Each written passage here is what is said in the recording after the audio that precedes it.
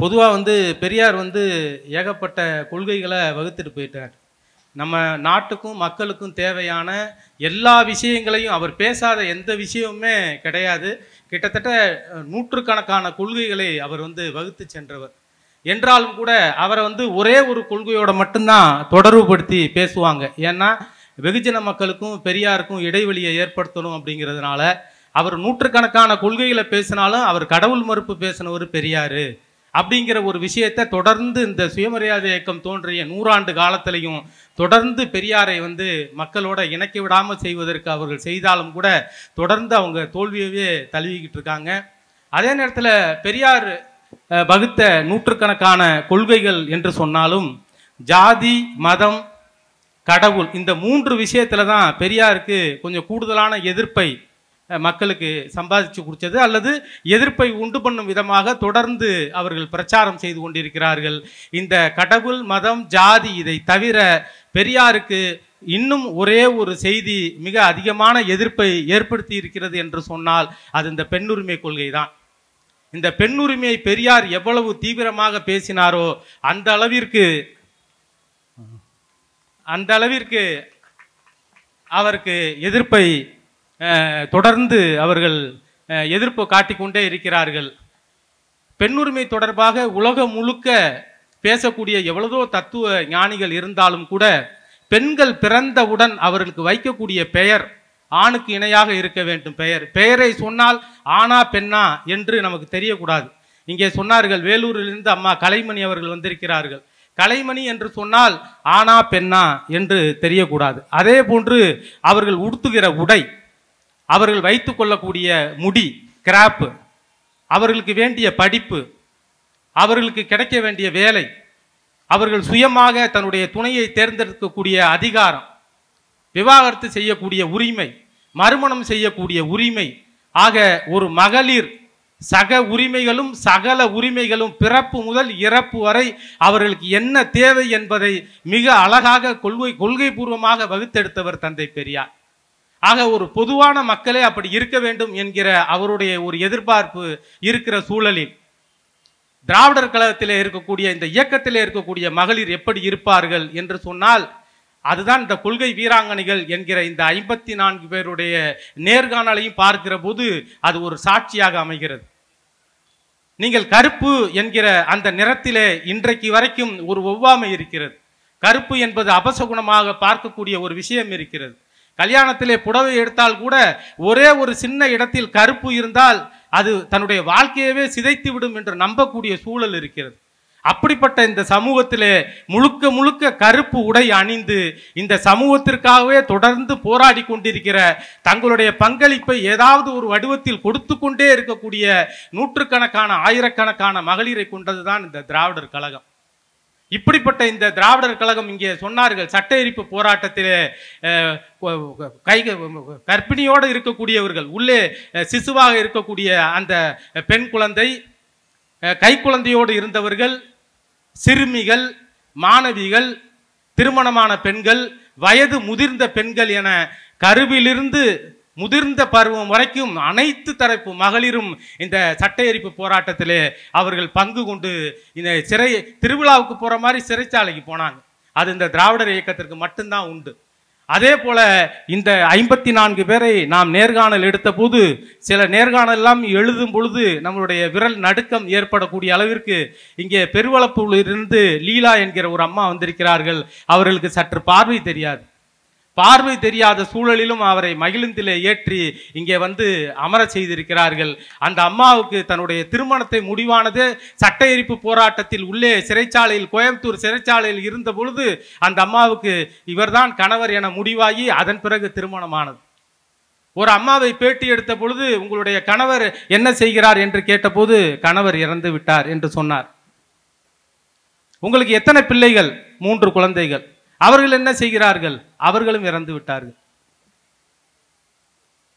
கணவர் இறந்து 3 பிள்ளைகளும் இறந்து விட்டார் என்கிற செய்தியை கேட்டு நாம் அதிர்ச்சி அடைந்த நேரத்திலே அவர் திருச்சி மாவட்டத்தில் இருக்கிறார். ஒரு 5 பேர் கலந்து கொள்ளக்கூடிய சிறு கலந்துரையாடல் கூட்டம் தொடங்கி பெரிய அளவிற்காக நடைபெறக்கூடிய நிகழ்ச்சி வரைக்கும் அவரை நாம் அங்கே பார்க்கலாம். ஆட்டோவை பிடிச்சி அவங்க வந்து ஜம்முன்னு வந்து உட்காந்துருவாங்க. முதல் நன்கொடை அவர் நன்கொடையாக தான் இருக்கும். ஆனால் குடும்பத்தில் கணவர் இல்லை, 3 குழந்தைகளும் இல்லை. இப்படிப்பட்ட பெரும் இழப்பை குடும்பத்தில் சந்தித்தும் கூட தொடர்ந்து இந்த இயக்கத்திற்கு விடாமல் பாடுபடக்கூடிய ஒரு மகளிர் என்று சொன்னால், நீங்கள் வேற எந்த இயக்கத்தையோ அமைப்பையோ நாம் குறைத்து மதிப்பிடவில்லை. நம்முடைய இயக்கத்திலே அப்படிப்பட்ட ஒரு சிறப்பு இருக்கிறது என்று சொன்னால் அது திராவிடர் கழகத்தில் தான். இதே போல 54 மகளிருடைய வரலாறையும் எடுத்து பார்த்தால் ஒவ்வொருவருக்கும் ஒரு சிறப்பு இருக்கிறது. இன்னும் சொல்ல போனால் அவங்க கணவர்களே, நம்ம பேட்டி எடுக்க போகும்போது அவங்க கணவரே இல்லை எங்க வீட்டில் அந்த அளவுக்கு சொல்ல தெரியாது, இவங்களே நம்ம பேட்டி எடுக்க இந்த மாதிரி அவங்க அந்த அம்மாவை பேட்டி எடுக்கணும்னா எங்களுக்கு எங்கள் வீட்டுக்காரம்மாக்கு அந்த அளவுக்கு பத்தாது. அவர் பரவாயில்ல, 10 தான் இல்லையா, நான் பார்த்துக்கிறேன், நீங்கள் வந்து என்னைக்குன்னு மட்டும் சொல்லுங்க அப்படின்னு. ஏன்னா ஒரு பேட்டி கொடுக்கக்கூடிய அளவிற்கான ஒரு திறமை தன்னுடைய இணையருக்கு இருக்கிறது என்பதே நிறைய கணவர் வந்து அங்கீகரிக்கலை. அதற்கு பிற்பாடு நம்ம உட்கார்ந்து பேசும் பொழுது அவங்க தொடர்ந்து 2 மணி நேரம் 3 மணி நேரம் பேசுகிற போது அவர் அப்பதான் பார்க்குறாரு, நம்ம இணையருக்கு இவ்வளவு பெரிய திறமை இருக்கா, இவ்வளவு சமத்து இருக்கான்னு பார்க்குறாரு. அப்போ இணையர் அப்படி பார்க்குறாங்க. அதே மாதிரி அந்த மணிமேகலை அம்மா நம்ம புதுக்கோட்டையில் போய் எடுத்தா முத நாள் அவங்க பேரண்ட்டை தேன்மொழி அம்மா, மன்னிக்கணும், தேன்மொழி அம்மா போய் பேட்டி எடுக்க போனால் அவங்க விடுமுறைக்காக அவங்க பேரன் வந்திருக்கிறார். அவங்க பேரண்ட்டை சொல்லியிருக்காங்க என்னை நாளைக்கு பேட்டி எடுக்க வர்றாருன்னு. சொன்ன அடுத்த நிமிஷம் அவர் ஓட்ட ஆரம்பித்தவர் தான் அவங்க ஆயாவை அப்பத்தாவை. அடுத்த நாள் நான் போகிற வரைக்கும் ஒன்னே பேட்டி எடுக்கிறாரா, உன்னட்ட என்னம்மா என்ன அப்பத்தா இருக்கு உனக்கிட்ட, நீ என்ன அப்பத்தா நீ பேட்டி கொடுப்ப நீ அப்படின்னு ஒரு நகைச்சுவையா.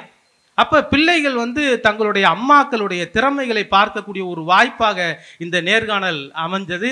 அதே மாதிரி தன்னுடைய அவங்களுக்கே கூட தன்னுடைய ஒட்டுமொத்த வரலாறை வந்து தன்னுடைய கணவர்கிட்டையோ உறவினர்கிட்டையோ நண்பர்கள்ட்டையோ பேரன் பேத்திகள்கிட்ட கூட பகிர்ந்து கொள்ளாத மகளிர் தான் இங்கே இருக்காங்க. ஆக ரொம்ப எளிதாக போகிற போக்கில் இந்த இயக்கத்தில் அவங்க கிட்டத்தட்ட 40-50 ஆண்டு காலம் செய்த சாதனைகளை அவங்க வெளிப்படுத்தணும்னு அவங்க நினைக்கல. அதை இயல்பாக அவங்க செஞ்சுக்கிட்டே இருக்காங்க.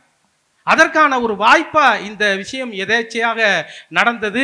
அதை தொடர்ந்து செய்யக்கூடிய ஒரு வாய்ப்பு ஆசிரியர் அவர்களும் கவிஞர் ஐயா அவர்களும் தொடர்ந்து அதை யார் எடுத்திருக்கா என்ன அப்படிங்கிற அந்த தொடர்ந்து கொடுத்தக்கூடிய அந்த உற்சாகத்தின் அடிப்படையில் இந்த 54 பேர் வந்துச்சு. இது பத்திரிகையில் மட்டும் வந்தபோது கூட பேசாமல் இருந்தாங்க. புத்தகமாக வேற வந்தோடனே சில மகளிர் ஃபோன் பண்ணி என்ன புத்தகமாகவே வந்துருச்சு, எங்களெல்லாம் விடுபட்டுட்டீல அப்படிங்கிற மாதிரி சொன்னாங்க.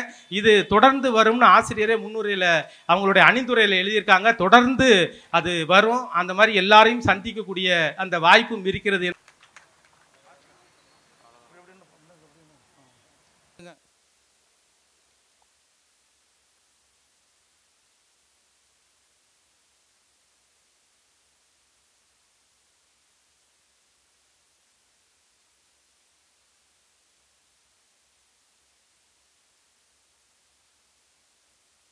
அனைவருக்கும் நம்முடைய அமைச்சர் அவர்கள் சால்வை அளிக்கிறார். அப்படி நம்முடைய தமிழ்ச்செல்வி அவர்கள் தகடூர் தமிழ் மாநில மகளிர் செயலாளர் தருமபுரி தமிழ்ச்செல்வி அவர்கள், மாநில மகளிர் அணி துணைச் செயலாளர் பெரியார் செல்வி அவர்கள், நம்முடைய சேலம் கமலம்மா அவர்கள், தே மலர்கொடி அவர்கள், நம்முடைய சோழங்கநல்லூர் சரஸ்வதி அவர்கள், மீரா ஜெகதீசன் வேலூர் ஆம்பூர்லேருந்து வந்திருக்காங்க. அவங்களுடைய அம்மா, அவருக்கு பதிலாக அவங்க வந்திருக்காங்க. நம்முடைய டாக்டர் தமிழ்மணி அவர்கள் தஞ்சாவூர், நம்முடைய மகப்பேறு மருத்துவர் டாக்டர் தமிழ்மணி அவர்கள், தஞ்சாவூர் டாக்டர் அருமைக்கண் அவர்கள், நம்முடைய மகளிர் அணி மாவட்ட தலைவர் தஞ்சாவூர் கலைச்செல்வி அமர்சிங் அவர்கள், மந்திரமா தந்திரமா நிகழ்ச்சியாளர் ஜெயமணி குமார் அவர்கள் கும்பகோணம், கோயம்புத்தூரிலிருந்து வருகின்றிருக்கின்ற கலைச்செல்வி அவர்கள்,